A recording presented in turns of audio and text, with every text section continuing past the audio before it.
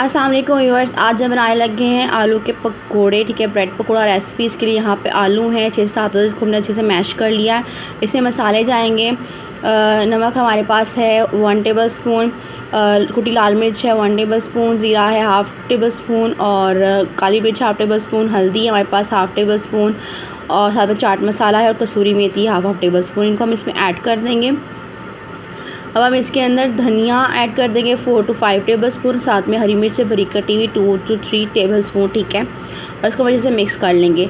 Bread के मैंने pieces इस तरह से कट कर लिए थे, इनके ऊपर हम लगाकर ये जो हमने अपना बैटर तैयार किया इसको हम लगाएंगे अच्छे से, और फिर हम इसको जो है इसके ऊपर फिर ब्रेड का पीस रख देंगे इस तरह से। ठीक है,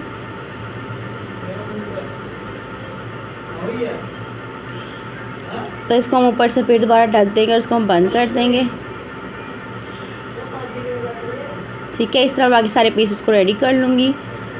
और इसको हमें फ्राई करने के लिए यहाँ पे मैं बेसन ले लिया, इसमें हमने धनिया डाला है। ठीक है, और थोड़ा सा नमक डाला है और इसको थोड़ा सा पानी डाल के अच्छे से इसका बैटर तैयार कर लूँगी। ठीक है, इसको हमने कोटिंग करनी है और ब्रेड के ऊपर। तो ये देखिए व्यूअर्स, बैटर जो है हमारा जो है इसको हम हल्का यूं डाल के इसको रेडी कर लेंगे। तो बैटर की जो कंसिस्टेंसी है वो हमारे पास इस तरह से होनी चाहिए। ठीक है, इतनी। और अब इसके अंदर हम पीस को डिप करेंगे और इसको हम कढ़ाई के अंदर, मैंने ऑयल पहले से गर्म होने के लिए रख दिया था, उसके अंदर इसको हम फ्राई करेंगे। ठीक है, तो ये देखें व्यूअर्स, इस तरह से इसके अंदर फ्राई होगा, गोल्डन फ्राई करेंगे दोनों साइडों से। हमारी ब्रेड पकौड़ा रेसिपी बहुत मज़े की रेडी होगी। आपने इस रेसिपी को ज़रूर ट्राई करना है और मुझे फीडबैक देना आपको रेसिपी कैसे लगी। अल्लाह हाफिज़, टेक केयर।